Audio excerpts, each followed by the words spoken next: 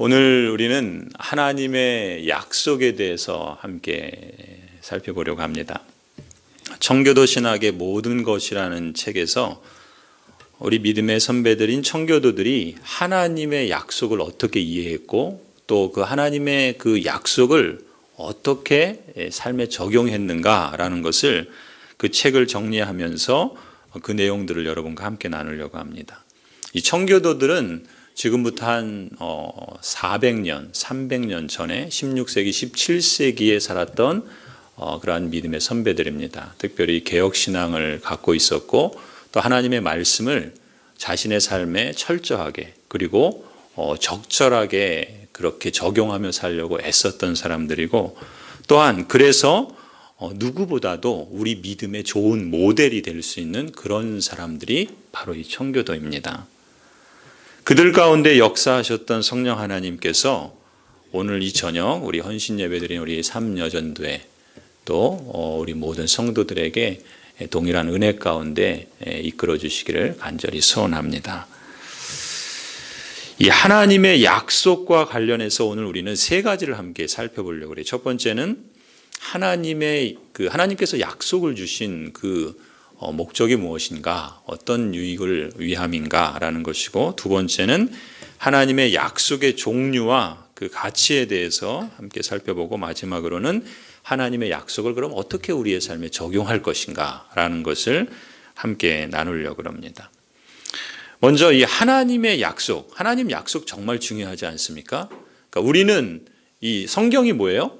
신약, 구약, 이게 뭐예요? 약속이죠. 그리스도인은 약속의 사람입니다. 약속이 없다면 그리스도인은 아무것도 아니에요. 그런 의미에서 하나님의 약속이 중요한데 이 하나님의 약속을 주신 목적이 있어요. 이 약속이 주는 유용성이 있습니다. 첫 번째는 뭐냐면 오늘은 제가 성경 말씀을 여러 군데 볼 거예요. 여러분 기록을 하셔도 좋을 것 같습니다. 이 하나님의 약속을 주신 그 목적은 우리에게 소망의 근거를 주시기 위함입니다. 그러니까 우리가 어디에 소망을 둬야 할까라는 것을 약속을 통해서 주신 것이죠. 그러니까 하나님께서 우리를 위해서 행하기로 의도하신 것들이 있죠. 그 의도하신 것들을 하나님은 약속으로 주셨습니다. 그 약속이 우리에게 이 성경 계시라고 하는 하나님의 말씀의 형태로 약속의 형태로 주셨다는 것이죠. 그렇기 때문에 이 약속들은 우리에게 위로를 줄 수 있고요. 또 이 약속들은 현재적으로 우리에게 위로를 줄 뿐만 아니라 미래에 대해서 우리로 하여금 소망을 갖게 하고 기대를 갖게 하는 겁니다. 우리가 이 땅을 살아가면서 무엇으로 인해서 소망을 갖고 무엇으로 인해서 기대를 가질 수 있는가? 그건 하나님의 약속, 거기에 있는 것이죠. 만약에 우리에게 약속이 없다면 한번 생각해 보십시오. 인간의 약속이 아니라 하나님의 약속이 없다면 우리 그리스도인은 그야말로 절망적이지 않겠습니까? 그런데 주님께서 우리에게 주신 약속이 있기 때문에 우리의 소망은 견고한 거죠. 이렇게 약속은 우리의 소망의 근거로 주셨어요. 두 번째는 하나님께서 약속을 주신 목적은 우리 믿음의 대상으로 주신 겁니다. 우리가 믿어야 할 그 말씀인 것이죠. 하나님의 약속은 사람의 약속이 아니죠. 사람의 약속도 어기는 거를 좋지 않잖아요. 그걸 바람직하지 않죠. 하물며 그런 약속도 사람은 어기기 마련인데 하나님의 약속은 그야말로 하나님의 약속이기 때문에 우리가 믿을 수 있는 거죠. 우리 민수기 23장 19절 말씀 우리 한번 같이 읽겠습니다. 시작. 하나님은 사람이 아니시니 거짓말을 하지 않으시고 인생이 아니시니 후회가 없으시도다.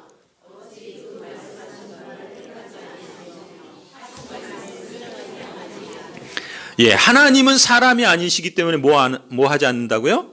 거짓말하지 않으신대요. 인생이 아니기 때문에 뭐가 없으시다고요? 후회가 없으시대요.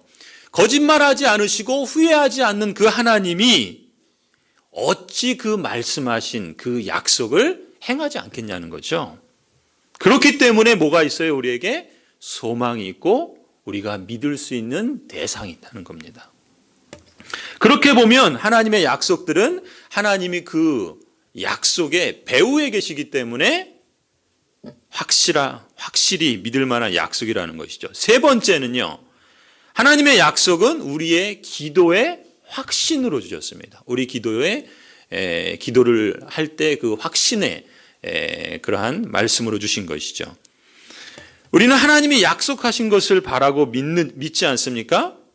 그렇기 때문에 하나님이 약속하신 것을 위해서 기도해야 됩니다. 다윗이 이 사무엘하 7장 27절에서 이렇게 고백해요. 만군의 여호와 이스라엘의 하나님이여, 주의 종의 귀를 여시고 이르시기를 내가 너를 위하여 집을 세우리라 하셨으므로 주의 종이 이 기도로 주께 간구할 마음이 생겼나이다. 다윗이 기도하죠. 주님께 기도할 마음이 생겼대요. 왜 기도할 마음이 생겼습니까? 무엇 때문에? 하나님께서 주신 말씀 때문에. 뭐라고 말씀하셨습니까? 내가 너를 위하여 집을 세우리라. 우리가 기도할 마음을 갖는 건 무엇 때문이에요? 약속이 있기 때문에 그렇습니다. 약속은 우리에게 기도를 촉진시켜주고 그 기도에 확신을 더해주시는 거예요. 다윗은 하나님의 약속을 붙들었기 때문에 그 믿음이 강해질 뿐만 아니라 그 소망이 견고해졌을 뿐만 아니라 그 약속으로 인해서 그 기도 생활이 더 진전되어지고 그 약속으로 그 기도 생활을 촉진시켰던 것을 보게 됩니다. 그렇게 보면 이 하나님의 약속들은요, 우리에게 소망의 근거가 되고요, 믿음의 대상이 되고 우리의 기도의 확신이 된다는 겁니다. 그런데 이 하나님의 약속도 여러 가지로 구분할 수 있어요. 청교도들은 이 하나님의 약속, 그 하나님의 말씀을 볼 때 그 말씀들을 같은 하나의 약속으로만 본 것이 아니라 그 하나님의 약속에는 분명히 믿음의 대상이 되고 소망의 근거가 되고 또 기도하는 그 확신의 촉진제가 된다는 것을 공통적으로 다 그렇게 받아들였어요. 그런데 그 약속의 말씀도 그것이 종류가 다르다라고 이해했다는 거예요. 여러 가지 종류로 구분을 하는데 오늘은 4종류만 함께 살펴보려고 그래요. 여러분, 이 4종류의 말씀을, 약속의 그 종류를 여러분 기억해 두셨다가 우리가 성경을 볼 때, 혹 여러분이 직접 읽으시거나 아니면 쓰시거나 아니면은 설교를 들으실 때 그 말씀이 어떤 종류인가라는 걸 한번 생각해 보세요.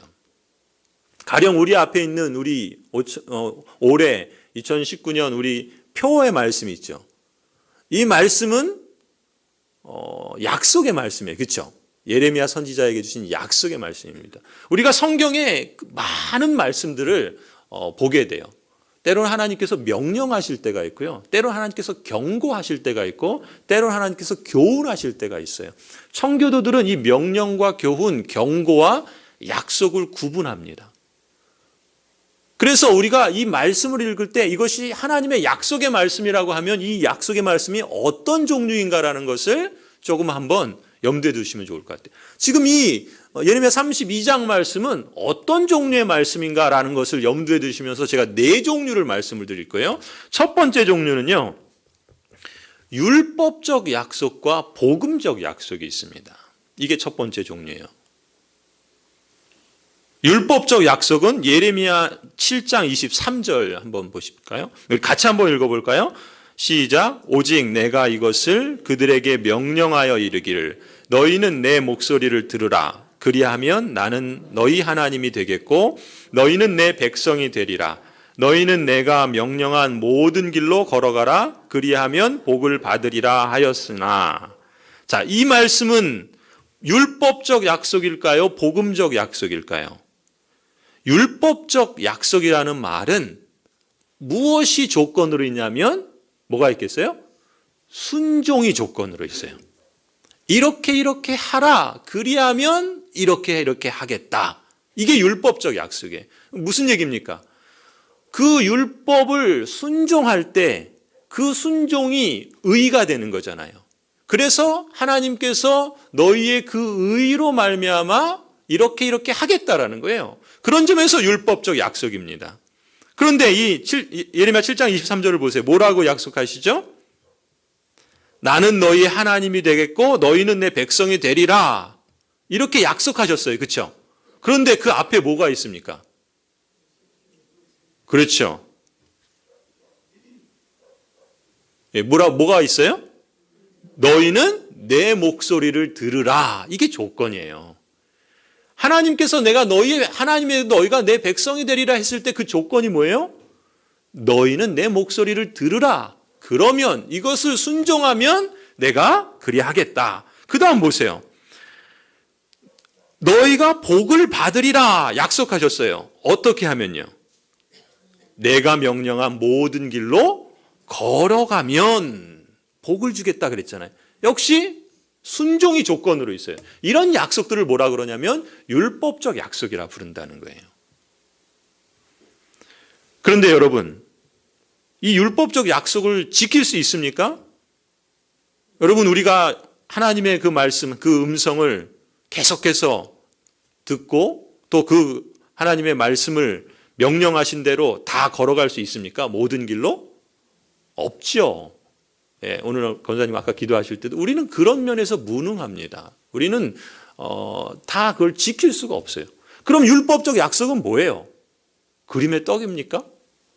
아니, 우리가 지킬 수 없는 그런 조건으로 우리에게 복을 주신다라고 약속하시면 그 율법적 약속의 유용성은 뭐예요? 사실 그대로를 놓고 보면 율법적 약속은 우리에게 사실 무용지물입니다. 우리에게 효력이 없어요. 왜냐하면 우리는 무능력하기 때문에 그렇습니다. 그런데 이 율법적 약속이 의미가 있을 때가 있어요. 언제 의미가 있을까요? 이 율법을 지키면, 이 율법을 순종하면 의미가 있어요. 그런데 이 율법을 누가 순종하셨습니까? 그렇죠. 예수 그리스도께서 순종하신 거예요. 예수 그리스도는 모든 율법의 완성이 되셨다라고 말씀하셨어요. 그런 점에서 우리는 이 율법적 약속의 복을 얻으려면 철저하게 예수 그리스도에게 의존할 수밖에 없다라는 거예요. 오직 그리스도를 믿는 믿음으로 말미암아 우리가 이 약속들의 상속자가 된다는 것입니다. 그러니까 이 율법적 약속도 그리스도를 통해서 우리에게 복이 될 수 있다는 것을 청교도들은 그렇게 믿었던 것이죠. 자, 그러면요.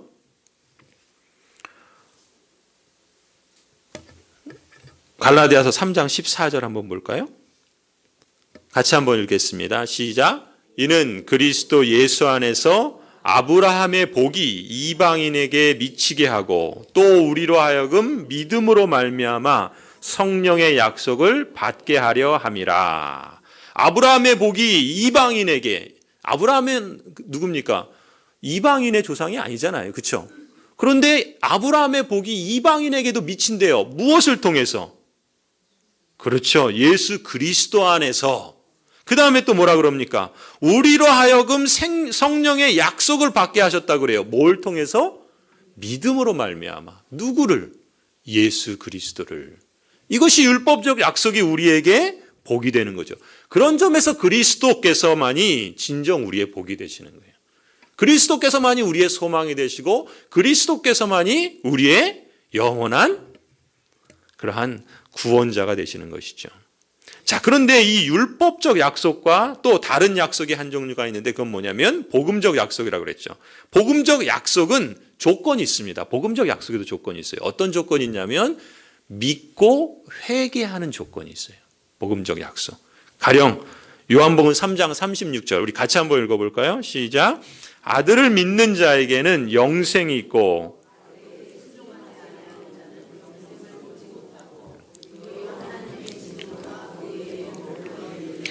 예, 거기에 영생 있는 자는 어떤 사람에게 있어요? 아들을 믿는 자에게 있어요. 또 아들을 순종하지 않은 자는 어떻게 됩니까? 영생을 보지 못해요. 오히려 하나님의 진노가 머문다 그래요. 복음적 약속은 믿고 회개하는 걸 통해서 우리에게 약속이 되는 겁니다. 그래서 복음적 약속은요, 우리의 수고가 아니라 누구의 공로로?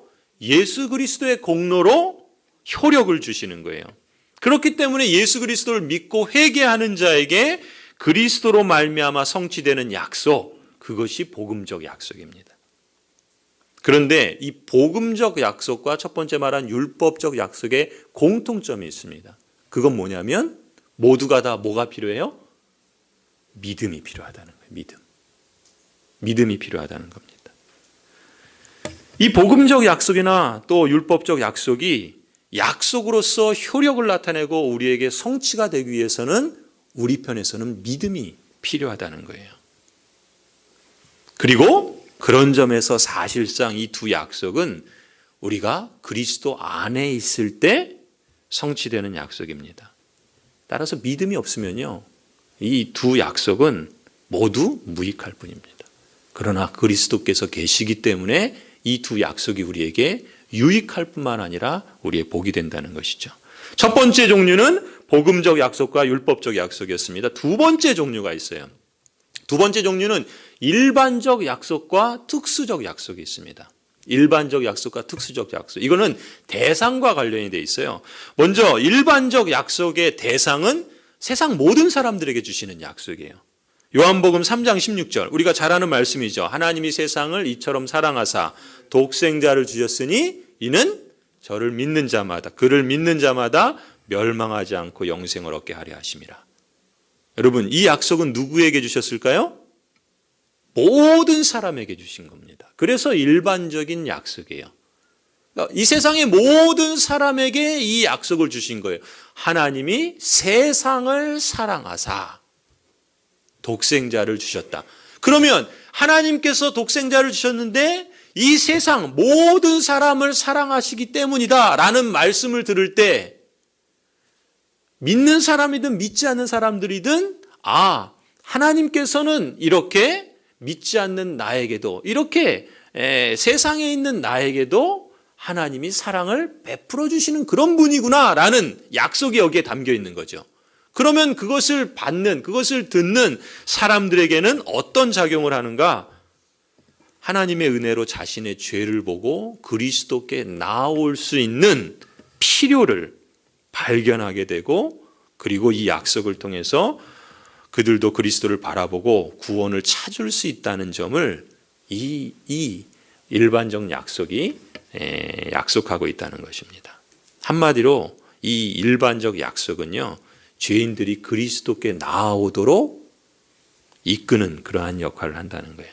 자, 그런데 반면에, 그러니까 모든 사람을 대상으로 주시는 약속이 있는 반면에 특수적 약속이 있어요. 특수적 약속은 뭐겠어요? 말 그대로 특정한 사람들에게 주시는 약속입니다. 출애굽기 20장 12절 한번 같이 읽어볼까요? 시작. 내 부모를 공경하라. 그리하면 내 하나님 여호와가 내게 준 땅에서 내 생명이 길리라. 이 약속은 누구에게 주신 걸까요? 이 약속은 누구에게 줬을까요? 그렇죠. 자녀에게 줬겠죠. 내 부모를 공경하라. 그러잖아요. 그렇죠? 이 약속의 말씀은 뭡니까? 약속이죠.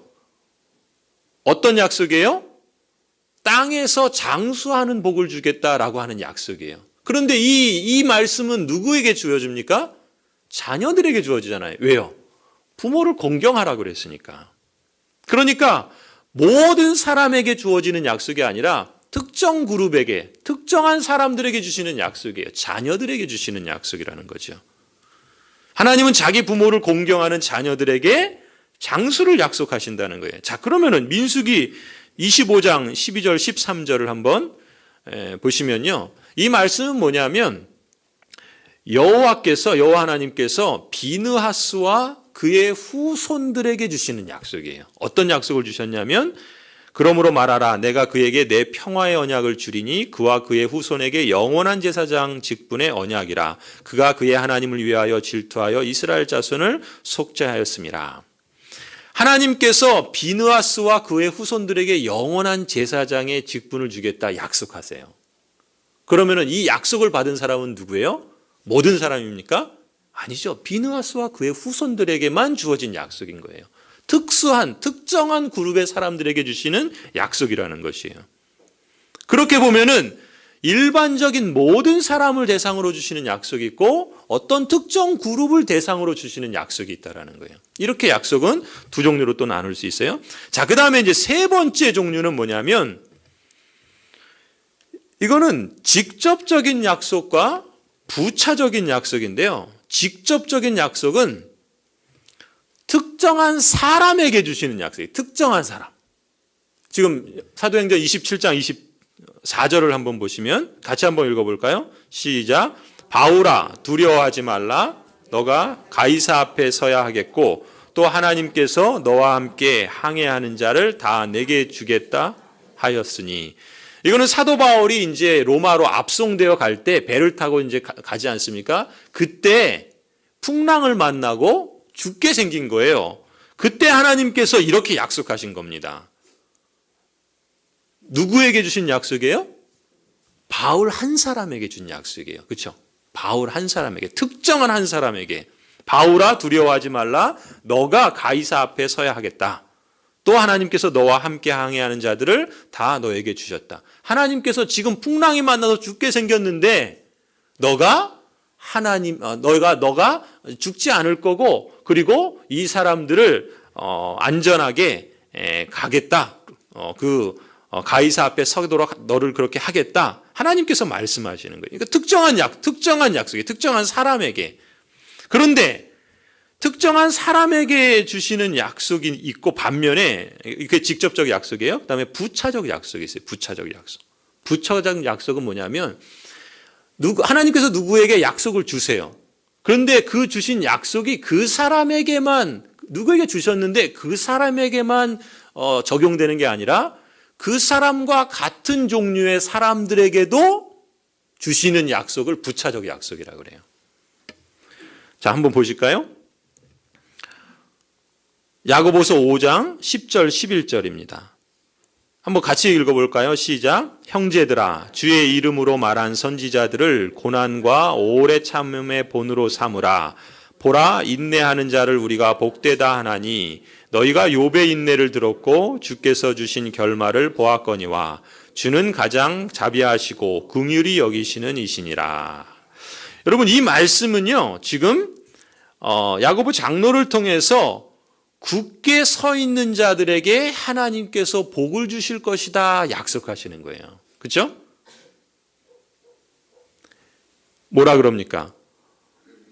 보라 인내하는 자를 우리가 복되다 하나니. 그러니까 하나님께서 인내하는 자에게 복을 주실 것이다라는 거예요. 그런데 그 굳게 서 있는 자들에게 복을 주실 것이다 약속하시는데 그 약속을 함으로써 뭐라고 권면하시냐면 고난 속에서 인내하라. 이렇게 권면하시는 거예요. 그 앞에 있는 부분이 뭐예요? 주의 이름으로 말한 선지자들을 고난과 오래 참음의 본으로 삼으라. 이렇게 말하잖아요. 그러니까 약속을 근거로 해서 오래 참으라. 이렇게 인내하라. 권면하시는 거예요. 그런데 이런 권면을 하면서 하나님께서 이 복을 주시겠다. 굳게 서 있는 자에게 복을 주시겠다 약속하는 그 약속의 근거로 어디를 말씀하시냐면 하나님이 욥에게 하셨던 그 말씀을 말하는 거예요. 그러니까 하나님은 지금 인내하는 자에게 복을 주시겠다 약속하셨는데 그게 1차적으로 누구에게 준 말씀이에요? 욥에게 하신 말씀이에요. 욥에게 하셨는데 근데 지금 이 야고보서를 보면 어떤 거예요? 이 약속의 말씀은 욥에게만 해당하는 것이 아니라 그와 같이 욥과 같이 인내하고 굳게 서 있는 사람에게 하나님이 복을 주시겠다라고 하는 그러한 그 대상이 확대되는 거죠. 그래서 부차적인 거예요. 아까 바울에게는 뭐예요? 바울아 너는 두려워하지 말라. 내가 너 가이사 앞에 서게 하겠다. 바울에게 주신 말씀이잖아요. 바울에게 주신 약속이죠. 직접적인 약속이에요. 그런데 부차적인 약속은 어떤 한 사람에게 어떤 특정한 사람에게 그 말씀을 주셨는데 약속을 주셨는데 그 약속이 그 사람에게만 해당되는 것이 아니라 그와 같은 사람들에게도 그래서 부차적인 거예요. 그와 같은 사람 그 한 사람만이 아니라 그와 같은 사람들에게도 그 약속이 해당되는 거 부차적인 그러한 복이다. 부차적인 약속이다. 그렇게 말하는 겁니다. 마지막 네 번째 종류는요. 무조건적 약속과 조건적 약속이 있어요. 무조건적 약속과 조건적 약속. 무조건적 약속은 뭐겠습니까? 말 그대로 무조건적이에요. 무조건적이라는 건 뭐예요? 절대적이라는 겁니다. 절대적이라는 거예요. 하나님께서 우리와 상관없이 무조건적으로 절대적으로 주시고 성취하시는 약속. 그것을 무조건적 약속이라고 그래요. 가령 이런 거죠. 이사야서 7장 14절 우리 같이 한번 읽어볼까요? 시작. 그러므로 주께서 친히 징조를 너희에게 주실 것이라. 보라, 처녀가 잉태하여 아들을 낳을 것이요 그의 이름을 임마누엘이라 하리라. 하나님께서 약속을 주셨어요. 처녀가 잉태하여 아들을 낳을 것이다. 자, 그런데 그 약속이 어떻게 성취가 됩니까? 조건적으로 성취되나요? 아니죠. 하나님께서 사람과 상관없이 주권적으로, 절대적으로, 무조건적으로 그 약속을 성취하세요. 그런 약속을 무조건적인 약속이라 그런다는 거예요. 절대적인 약속이라는 거예요. 그야말로 이런 약속들은 하나님의 절대적인 주권을 통해서 주시고 친히 하나님께서 이루시고 성취하시는 약속. 그래서 절대적 약속이라 이렇게도 불러요. 반면에 이런 무조건적인 약속이 있는가 하면 조건적인 약속도 있어요. 조건적 약속은 뭐겠습니까? 말 그대로 조건이 있는 약속이에요. 조건이 있는 약속. 조건에 따라 주시는 약속이에요. 그런데 이 조건에 따라 주시는 약속, 대부분 우리가 아까 처음 봤던 약속도 율법적 약속에 뭐가 있습니까? 조건이 있었죠. 많은 경우 하나님의 약속은 조건이 있어요. 그렇죠? 그런데 이 하나님께서 우리에게 조건에 따라 약속을 주시는데 이 조건적 약속은 하나님께서 어떻게 그 약속을 성취하시는가, 어떻게 응답하시는가를 가만히 보면은요, 하나님의 무한하신 지혜 가운데 그 약속을 성취하십니다. 그리고 그 약속을 성취하실 때 하나님은 그 무한한 지혜 가운데 하나님의 영광이라는 목적과 우리의 유익이라는 목적, 이 두 가지를 염두에 두시고 성취하신다는 거예요.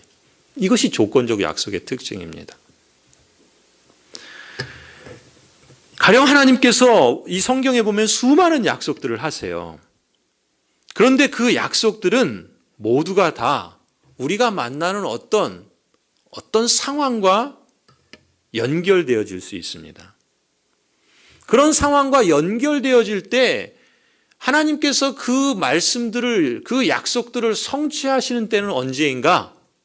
조건적으로 약속하시는데 그걸 가만히 우리가 청교도들이 그걸 가만히 연구해 보니까 그건 언제인가? 하나님의 영광을 나타내실 때 그 약속을 성취하신다라는 거예요. 또 다른 하나는 하나님의 영광과 우리의 유익을 위해서 하나님의 그 무한하신 지혜 가운데 가장 적합하고 가장 선하다라고, 가장 좋은 것이다라고 여기시는 식으로, 그런 방식으로 하나님이 응답하신다는 거예요. 이걸 좀 더 우리가 이제 비교를 해보면요, 이 무조건적인 약속과 비교해 보면은 무조건적인 약속은 그야말로 하나님의 목적이 무엇인지 확실하게 보여주는 거예요. 가령 앞서 우리가 동정녀 탄생에 대한 그 약속을 하나님께서 무조건적으로 하시고 그 일을 성취하시죠. 왜 동정녀 탄생을 통해서 하나님께서 약속하시고 이루셨을까요? 하나님께서 친히 하나님의 방식으로, 즉 성령을 통하여 그 일을 이루신다라는 것을 보여주시는 것이죠. 하나님은 이런 무조건적인 약속은 하나님의 목적이 무엇인지 알려주시기 위해서 우리에게 주시고 행하신다라고 볼 수 있는 반면에 이 조건적인 약속은요, 하나님이 우리 기도를 들으시고 응답하실 때가 언제인가, 그걸 우리에게 알려주신다는 거예요. 언제입니까? 하나님께서 우리의 기도에 응답하시는, 하나님의 그 조건적인 약속들을 통해서 성취하시는 그때가 언제인가? 두 가지라고 그랬어요. 하나님의 영광과 우리에게, 우리의 유익에 가장 좋을 때, 가장 좋은 것으로 하나님께서 응답하신다는 거예요. 그걸 알려준다는 거예요. 자, 그럼 일단은 우리가 네 가지 종류로 하나님의 약속을 구분했죠. 처음에는 뭐였습니까? 처음엔 뭐였죠? 율법적 약속과 복음적 약속. 두 번째는 일반적 약속과 특수적 약속. 세 번째는 직접적 약속과 부차적 약속. 네 번째는 무조건적 약속과 조건적 약속. 물론 이 외에도 다른 구분하는 것들이 있는데 우리가 이 네 가지만 일단 살펴보았어요. 왜 이 네 가지를 살펴보았는가? 하나님께서 우리에게 수많은 약속들을 성경에서 하시는데 왜 이렇게 구분했는가 하면요. 여러분 우리가 그 상점에 들어가면 또 슈퍼마켓에 들어가면 어떻게 돼 있죠? 그 물건들이 어떻게 돼 있습니까? 막 그냥 막 쌓여 있나요? 아니죠. 진열돼 있죠. 어떻게 진열돼 있죠? 뭐 종류대로라든지 아니면은 이렇게 적절하게 이렇게 구분해서 이렇게 진열해 놨죠. 왜 그렇게 놨을까요? 그냥 막 쌓아놓고 팔면 되잖아요. 그렇죠. 찾기 좋고 그렇게 해야지 여러 가지 유용성들이 있잖아요. 왜 성교도들은 하나님의 약속을 묵상하면서 하나님의 약속을 읽으면서 왜 이렇게 구분을 해놨을까? 바로 우리 인생을 살아가면서 우리가 약속의 사람이고 우리가 수많은 다양한 상황들을 만나는데 그 상황들에 적합한 하나님의 약속의 말씀이 무엇인가를 찾고 그것을 기억하고 그것을 자신의 삶에 적용하면서 살기 위해서 마치 상품을 잘 가지런히 정리해서 그 배열해 놨을 때 그것을 적절하게 찾을 수 있고 또 팔 수도 있는 것처럼 하나님의 약속을 그렇게 구분함으로써 우리의 다양한 삶의 현실 가운데 그 약속을 적용하며 살았다는 거예요. 그 약속을. 자, 그럼 앞서 제가 질문 드렸죠. 우리 이 예레미야 32장 말씀은 율법적 약속일까요? 복음적 약속일까요? 그 정의로 말하자면.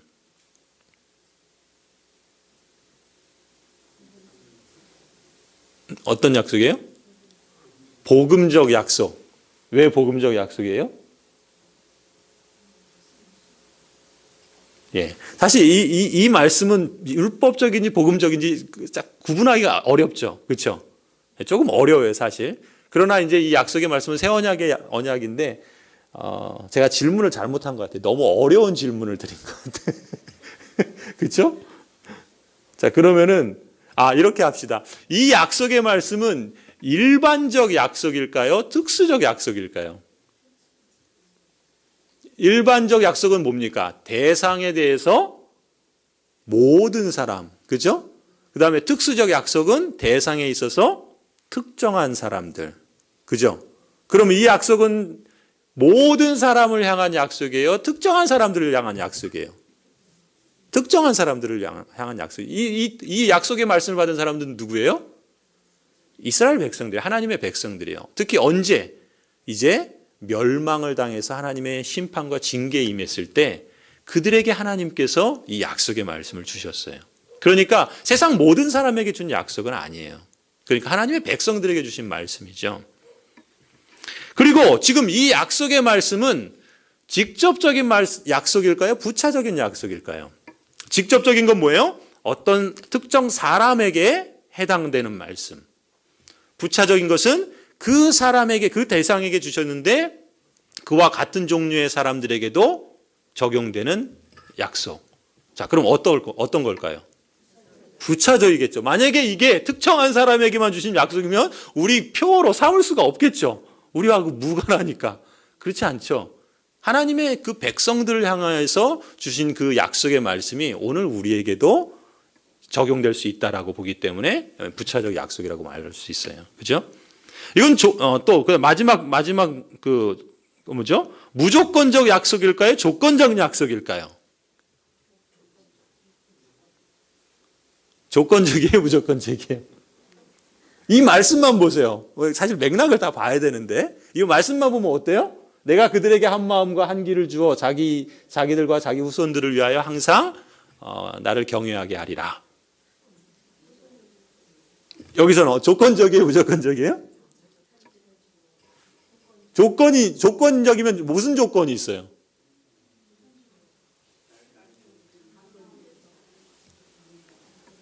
네, 여러분이 조건적인 것과 무조건적인 게 이해가 아직 안 된 것 같아요. 여기서 보시면은 이 말씀을 보면은 조건은 없어요. 뭐라 그래요? 내가 그들에게 한 마음과 한 길을 주어 누가 주시겠다는 거예요? 그냥 주시겠다는 거잖아요. 그 마음을 주시겠다는 거죠. 그래서 어떻게 하시겠다는 거예요? 나를 항상 경외하게 하겠다. 무슨 목적으로? 그들과 그의 자손들의 복을 위하여 그렇게 하시겠다는 하나님의 주권적인 약속이에요. 그죠? 우리가 네 가지 종류의 약속들을 한번 우리가 이해하는가 아닌가 검토하기 위해서 봤는데 아무튼 여러분 그 약속들을 보실 때 자, 한번 보세요. 한번 좀 더 해볼게요. 시험에 들지 마시고 자, 이사야 40장 31절 우리 같이 한번 읽겠습니다. 시작. 오직 여호와를 앙망하는 자는 새 힘을 얻으리니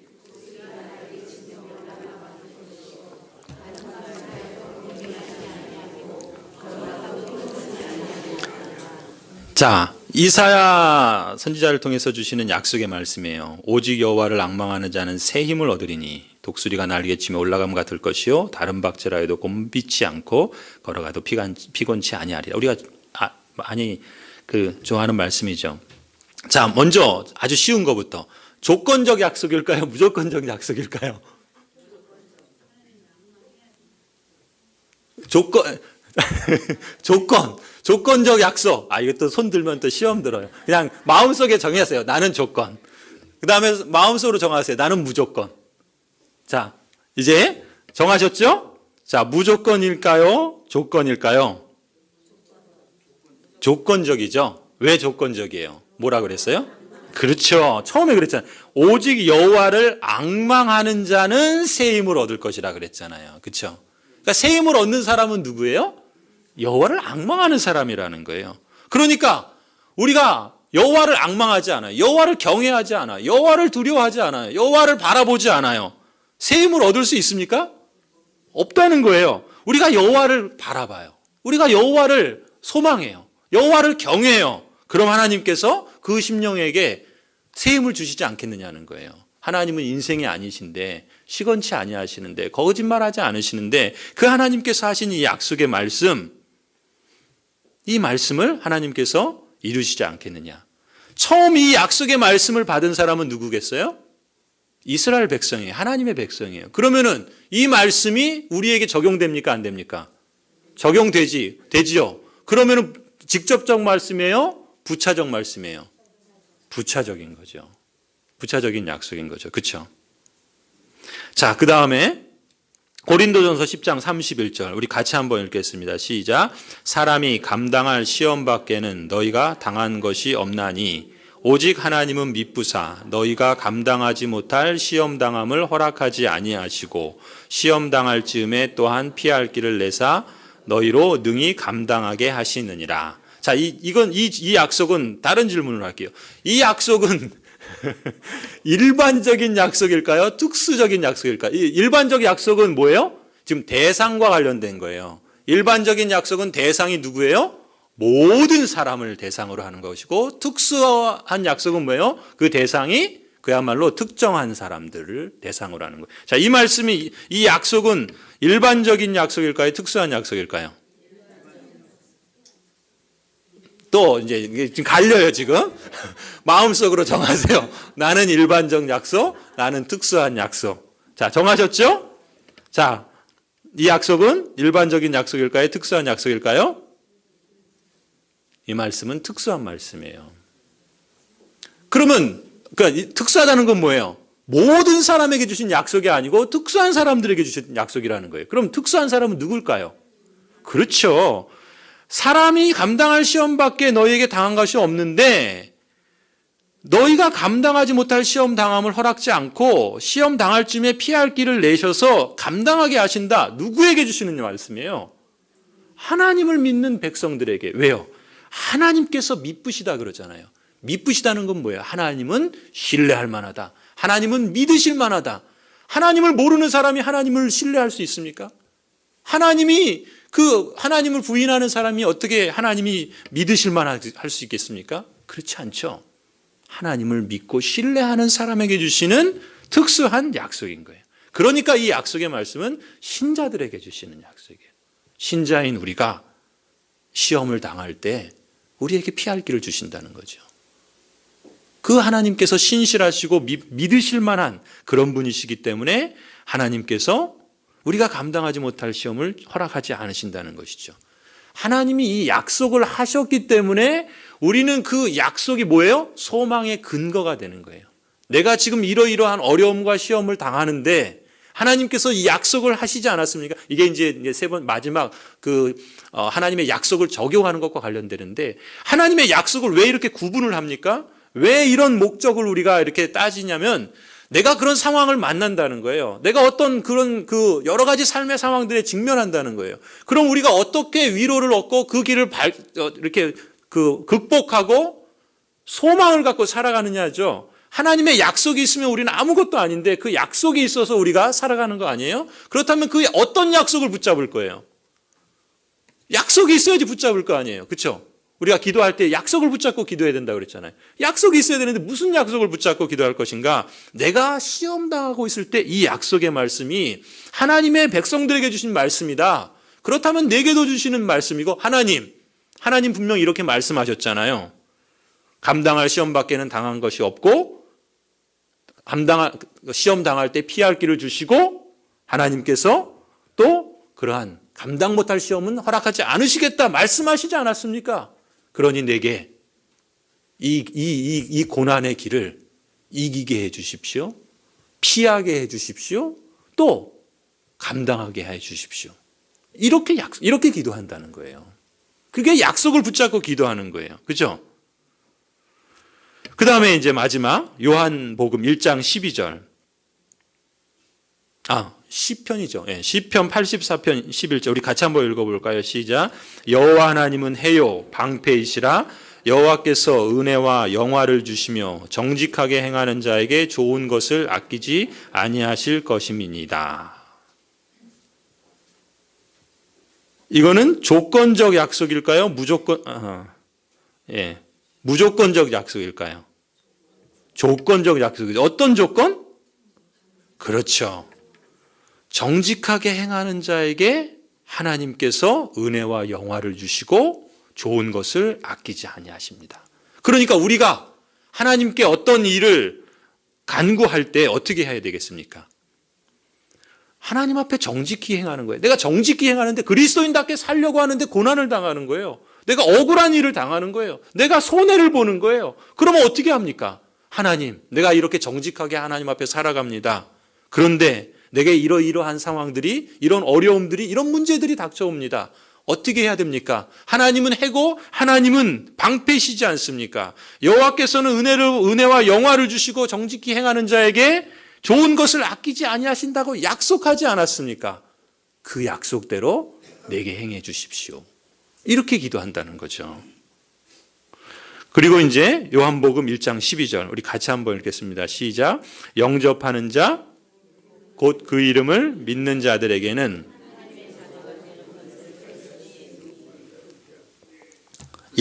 이거는 일반적 약속이에요? 특수한 약속이에요? 이건 헷갈리죠? 예? 일반적 약속입니까? 특수한 약속입니까? 예, 이거는 그렇죠. 특수한 약속이죠. 영접하는 자에게 주시는 약속이에요. 어떤 약속이에요? 하나님의 자녀가 되는 권세를 주신다는 약속. 그러면 하나님의 자녀가 되는 권세를 주셨을 때 이거는 그 정도 하죠. 자, 그래서 앞에 있는 말씀들 한번 보세요. 지금 어떤 하나님의 말씀은요, 우리에게 권세를 약속해요. 그렇죠? 그 다음에 어떤 하나님의 약속은요, 우리에게 상을 약속합니다. 그렇죠? 시편 84편 상을 좋은 것, 상을 주신다고 그랬잖아요. 그 다음에 어떤 하나님의 약속은요, 우리에게 위로를 줍니다. 고난당할 때, 시험 만날 때 피할 길을 주시고 감당하게 하신다. 또 어떤 약속의 말씀은 우리에게 뭘 줘요? 격려케 하십니다. 피곤치 않고 또 새 힘을 준다.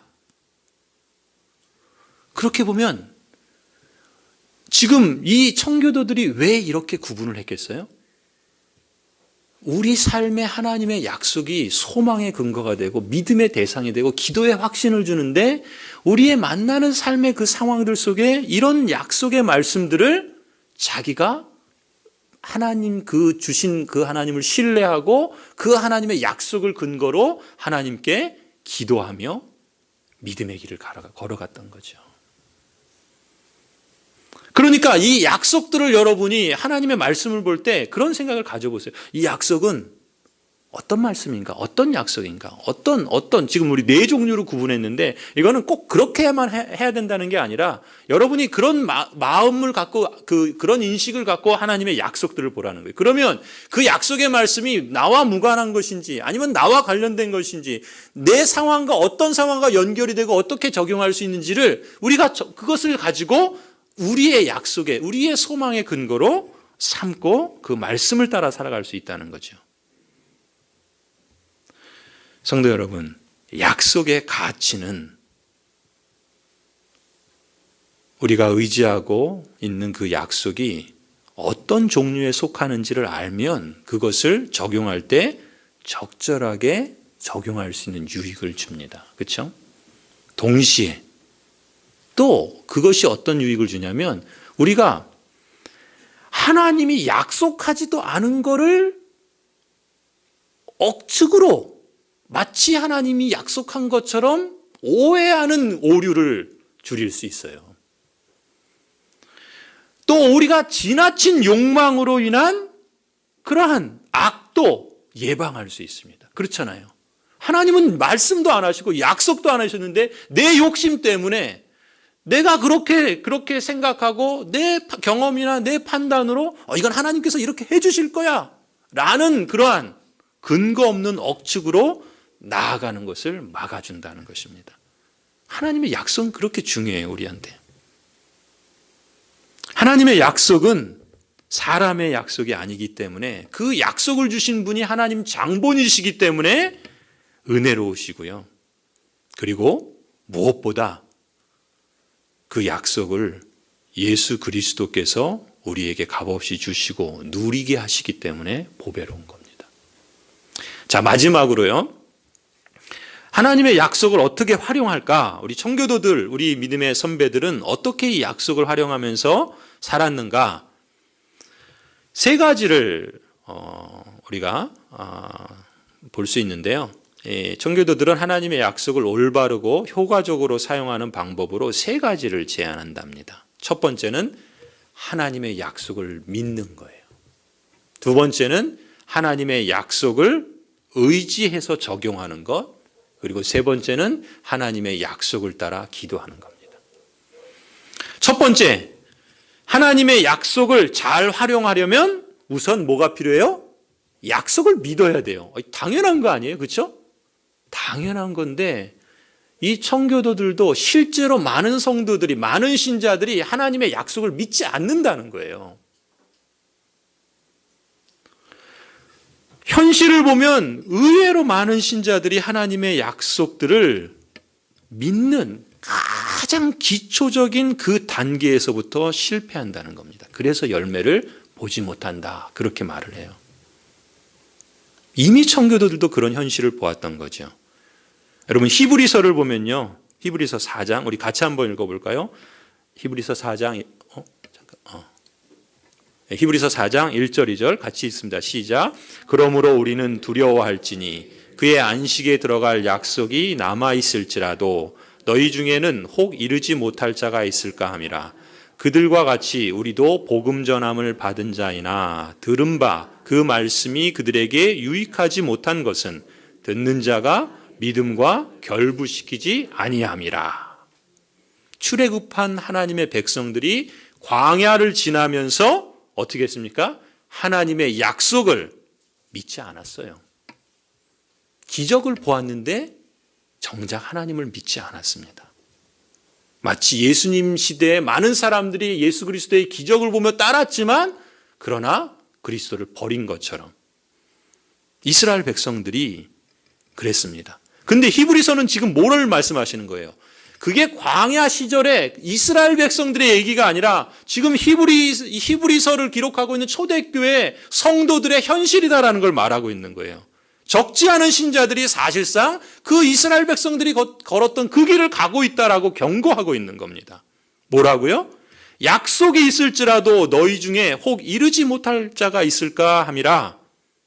우리도 복음 전함을 받은 자이나 들은 바 그 말씀이 그들에게 유익하지 못한 것은 왜요? 들었는데 믿음으로 결부시키지 않았다는 거예요. 믿지 않았다는 겁니다. 여러분, 귀신 들린 아이를 고쳐달라고 찾아온 아비가 있죠. 예수님께. 그 아비가 어떻게 합니까? 예수님께 부르짖습니다. 뭐라고 부르짖어요? 내가 믿나이다. 나의 믿음 없음을 불쌍히 여기소서. 그러면서 부르짖어요. 여러분, 사도 베드로께서는요, 하나님의 약속을 굳게 믿고 붙잡는 믿음의 필요성을 이렇게 강조합니다. 우리 베드로후서 1장 5절부터, 이건 좀 제가 읽어드릴게요. 한번 보세요. 그러므로 너희가 더욱 힘써 너희 믿음의 덕의 지식을, 지식의 절제를, 절제의 인내를, 인내의 경건을, 경건의 형제 우애를, 형제 우애의 사랑을 더하라. 이런 것이 너희에게 있어 흡족한즉 너희로 우리 주 예수 그리스도를 알기에 게으르지 않고 열매 없는 자가 되지 않게 하려니와. 이런 것이 없는 자는 맹인이라 멀리 보지 못하고 그의 옛 죄가 깨끗하게 된 것을 잊었느니라. 그러므로 형제들아 더욱 힘써 너희 부르심과 택하심을 굳게 하라. 너희가 이것을 행한즉 언제든지 실족하지 아니하리라. 이같이 하면 우리 주 곧 구주 예수 그리스도의 영원한 나라에 들어감을 넉넉히 너희에게 주시리라. 하나님께서 우리에게 수많은 약속들을, 그리고 그 약속을 통해서 우리에게 수많은 복을 말씀하시는데 그것을 경험으로 누릴 수 있는 것은 뭘 통해서요? 오직 믿음으로만 가능하다는 거예요. 믿지 않으면 하나님의 약속은 무용지물이라는 겁니다. 그 사람에게. 그런데 이 믿음은 어떤 믿음이에요? 단순한 동의가 아닙니다. 아, 그렇지, 맞아, 이것이 아니에요. 여러분, 귀신들도 예수 그리스도를 알았죠? 그렇지 않습니까? 알았어요. 모르는 게 아닙니다. 그것을 가지고 믿음이라 그러지 않아요. 믿음은 단순한 동의가 아닙니다. 하나님의 약속을 기꺼이 받아들이는 겁니다. 그 약속을 믿을 뿐만 아니라 그것을 받아들이는 거예요. 마치 포옹하여 껴안듯 하나님의 약속을 안고 껴안는 겁니다. 그렇게 확실하게 팔로 그리스도를 안는 믿음, 그러한 믿음을 말하는 거죠. 그래서 청교도들은 하나님의 약속을 굳게 믿으면 죄를 죽이는 이 어려운 작업이 가능하다라고 그렇게 고백합니다. 하나님의 약속을 굳게 믿으면 영적이고 거룩한 기도 생활을 하는데 도움을 얻는다, 그렇게 믿습니다. 하나님의 약속을 굳게 믿으면 영적인 황폐함과 시험으로 고통받을 때도 힘을 얻을 수 있다. 하나님의 약속을 굳게 믿으면 아주 슬픈 고통 속에서도 인내하고 복종으로 촉진시킬 수 있다. 하나님의 약속을 굳게 믿으면 세상과 거리를 두고 이 땅에서 순례자로 사는데 더 주력하도록 도움을 준다. 하나님의 약속을 굳게 믿으면 영적 기쁨과 하나님의 위로의 원천으로서 찬양하는 데 도움을 준다. 하나님의 약속을 굳게 믿으면 영적인 생명을 얻는 수단을 얻게 된다. 하나님의 약속을 굳게 믿으면 약속된 것을 정말 소중하게 여깁니다. 믿으면 그 약속을 소중하게 여기는 거예요. 그 약속을 소중하게 안 여기는 건 뭡니까? 믿지 않기 때문에 그런 거예요. 저나 여러분 개개인이 하나님의 약속을 그냥 동의하는 것으로 그치지 말았으면 좋겠습니다. 하나님의 약속을 붙잡고 하나님의 약속을 신뢰하고 하나님의 약속된 것을 정말 소중히 여기는 저와 여러분이 되기를 축복합니다. 두 번째로, 첫 번째는 뭐예요? 하나님의 약속을 잘 활용하려면 뭐 해야 된다고요? 믿어야 돼요. 믿음이 있어야 돼요. 첫 번째. 두 번째는 뭐예요?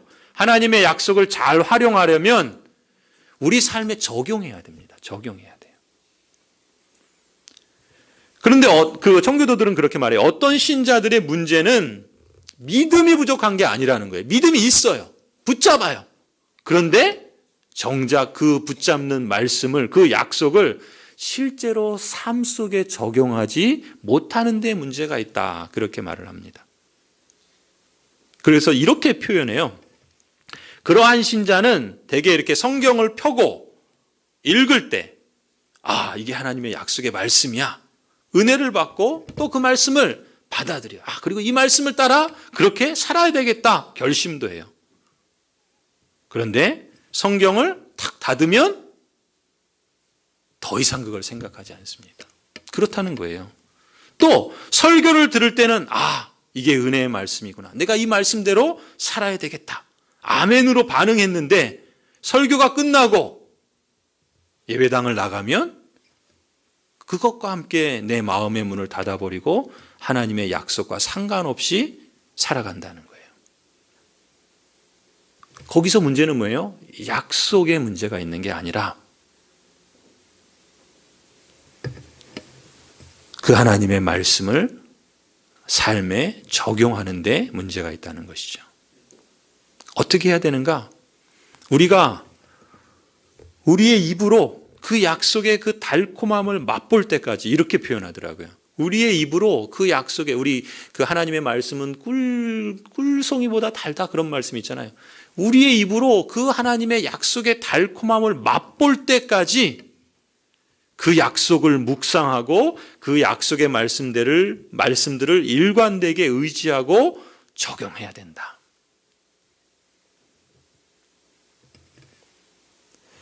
성도 여러분, 우리가 그 풍삼처설 하면서 말씀 묵종을 해요. 우리가 여러 성도들이 말씀 묵종하면서 저도 참 은혜를 받고 또 이렇게 말씀을 보는 눈이 열리고 또 그 말씀을 이렇게 삶으로 이렇게 적용시키려고 하는 그러한 모습들을 볼 때 참 저도 보람이 있고 또 그런 모습들이 우리 교회에 더 많아지면 좋겠다. 그런 그룹들이 생기고 그런 모임이 생기고 또 그렇게 함께 우리가 세워갈 수 있는 그런 공동체, 그게 진실한 공동체의 기초입니다. 그런 모습을 보면 좋겠다라고 생각하는데 사실 청교도들이 하시는 말씀이 그거예요. 하나님의 그 약속의 말씀을, 그 약속의 말씀의 달콤함을 맛볼 때까지 끊임없이 그 말씀을 묵상하고 자기의 삶에 연결시키고 그 말씀을 통해서 자신의 삶을 해석하고 그리고 그 말씀을 따라서 기도하며 그 말씀을 가지고 하나님의 그 약속된 복을 누려간다는 것이죠. 이런 표현을 쓰더라고요.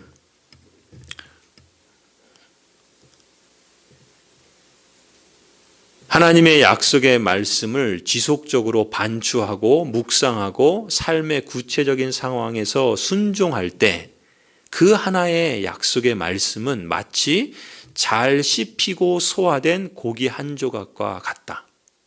그 고기 한 조각, 잘 씹히고 소화된 고기 한 조각은 통째로 먹고 그냥 삼켜버린 큰 덩어리 고기보다 훨씬 더 몸에 피가 되고 살이 되어 힘과 양분을 제공한다. 그럴듯하지 않아요? 별로 감동이 없으신가요? 네. 거의 끝났습니다. 자, 여러분 정말 그렇습니다. 하나님의 약속을 곱씹어 보고 삶에 지속적으로 적용하는 것 쉽진 않아요. 그렇죠?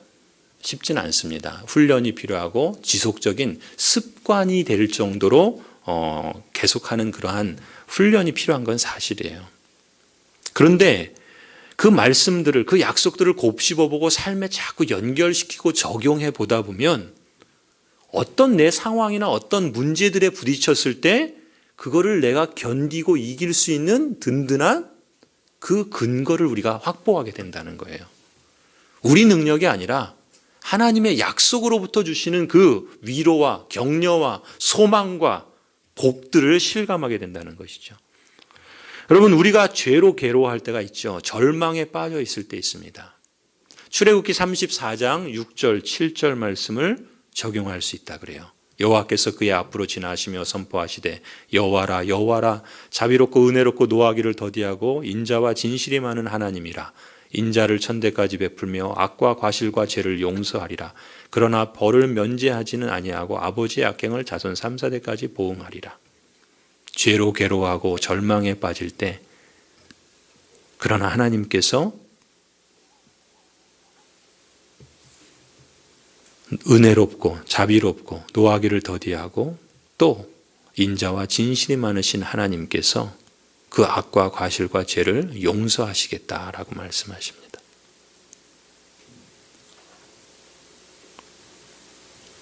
호세아 14장 5절 7절 혹 우리가 거룩하지 못한 것에 대해 슬퍼하고 있다면 호세아 말씀에서 약속을 발견한다는 것이죠. 또 이사야 43장 2절에서 5절 말씀 우리가 위험한 상황에 처할 때 하나님께서 이 약속의 말씀으로 우리에게 위로와 격려를 주신다. 이것을 적용할 수 있다는 거예요.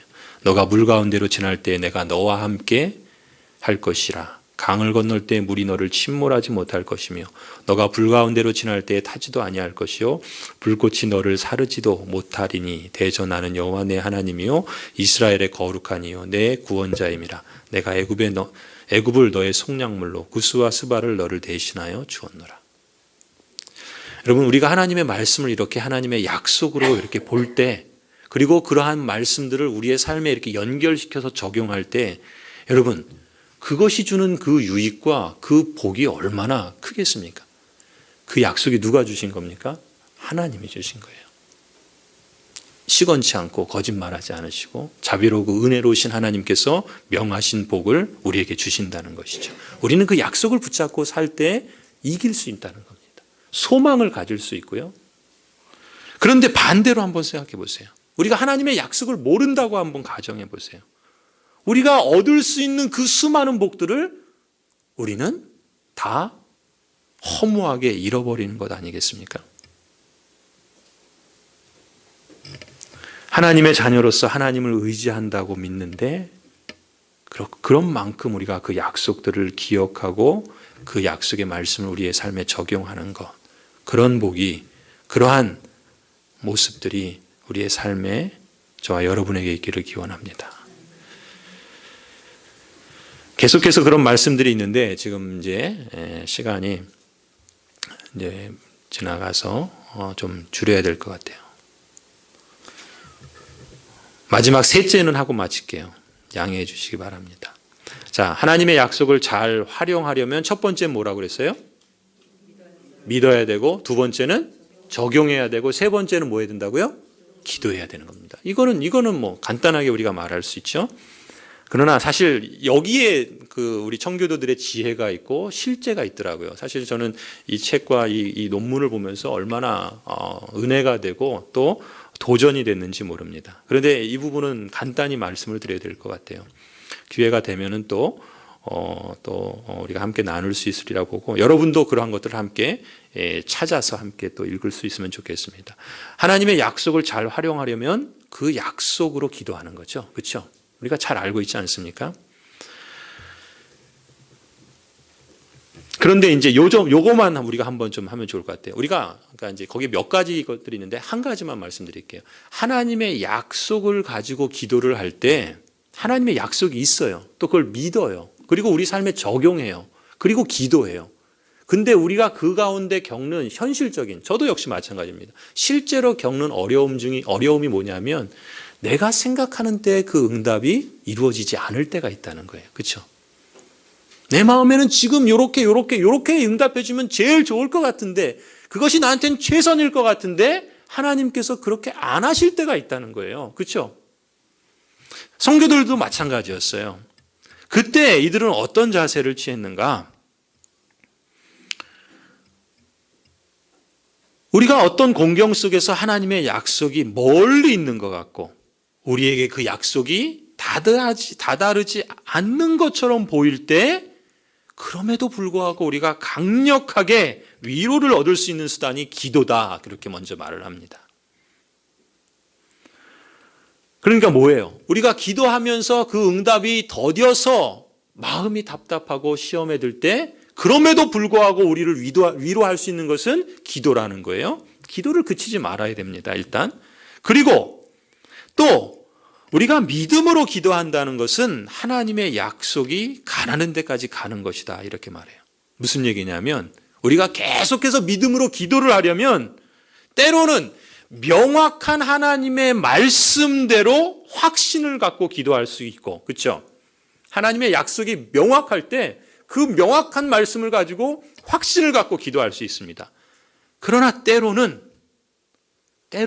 제 경우는 그게 더 많은 것 같아요. 명확하지 않을 때. 그때 어떻게 기도해야 되는가? 복종의 믿음으로 기도해야 된다, 그렇게 말하더라고요. 복종의 믿음으로 기도해야 된대요.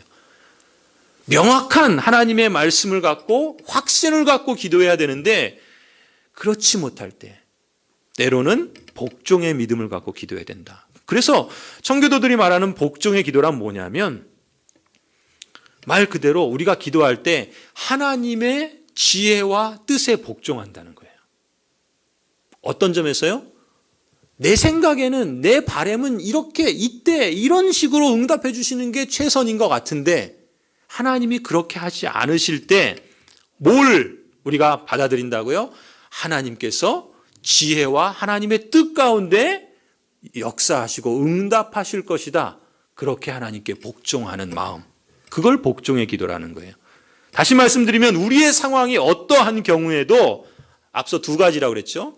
하나님은 하나님의 영광을 위해서 역사하시고 하나님은 자녀인 우리들의 최선의 참 유익을 위해서 역사하신다는 그 사실을 믿고 그 하나님의 일하심을 기다리고 복종한다는 거예요.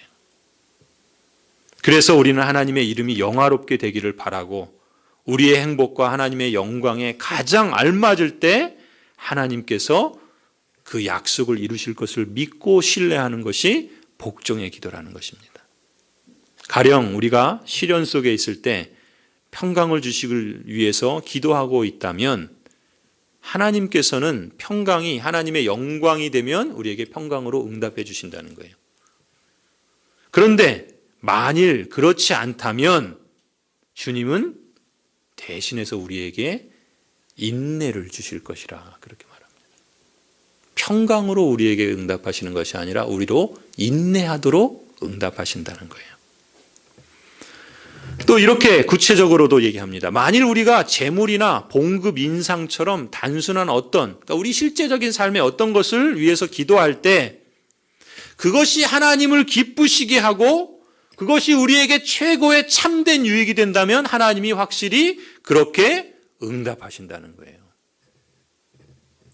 그걸 믿을 때 올바르게 기도하는 것이라 그럽니다. 그런데 만일 그것이 하나님을 기쁘시게 하지 않고 우리의 영성에 독이 될 것이라면 청교도들은 이렇게 말합니다. 갖고 있는 것만으로 우리를 채우도록 하나님은 우리에게 필요한 만족을 제공할 것이라고 믿고 기도해야 된다, 그렇게 말합니다. 어떤 마음입니까? 그 마음의 중심에 복종의 마음이 있는 거예요. 하나님은 하나님의 영광과 우리의 참 유익을 위해서 하나님의 그 무한하신 지혜 가운데 응답하신다는 거죠. 그것이 때로는 내가 기대하고 내가 바라는 그대로 이루어지지 않을지라도 무엇을 믿는다는 거예요? 하나님은 무한하시고 지혜로우시며 그것이 그 응답이 하나님께서 우리에게 가장 진짜 유익이 되는 방식으로 그리고 하나님의 영광을 위해서 응답하시는 것이다라고 그렇게 하나님을 믿고 신뢰하고 그렇게 기도하는 것이 복종하는 거다라고 말합니다. 이제 마무리합니다. 이상에서 우리가 이 하나님의 약속과 관련해서 세 가지를 살펴봤어요. 하나님의 약속이 주는 그 목적, 유익에 대해서 보았고 또 그 하나님의 약속의 종류들과 가치에 대해서 말했고 그리고 그 하나님의 약속을 적용하는 것에 대해서 세 가지로 함께 살펴보았습니다. 마지막으로 우리 고린도후서 이 말씀, 하나님의 약속은 얼마든지 예가 됩니다. 예가 뭐예요? 예스라는 말이에요. 예스. 하나님의 약속은 언제든지 그렇습니다. 어디서요? 그리스도 안에서. 하나님의 약속은 그리스도 안에서 언제나 예스입니다. 그런즉 그로 말미암아 우리가 아멘하여 하나님께 영광을 돌리게 되느니라. 우리에게 주시는 약속의 말씀을 그리스도 안에서 우리가 아멘으로 받으며 그 말씀을 따라서 우리가 신뢰하고 또 그 말씀을 따라서 기도하고 그 말씀을 따라서 복종하고 그 말씀을 따라서 그렇게 적용하며 살아가는 저와 여러분, 그리고 우리의 삶 속에 그 하나님의 약속이 더 많은 풍성한 믿음의 근력으로 우리를 소망으로 믿음으로 확신 가운데 이끌어가는 하나님의 능력으로 그렇게 경험될 수 있기를 주님의 이름으로 간절히 축원합니다. 기도하시겠습니다.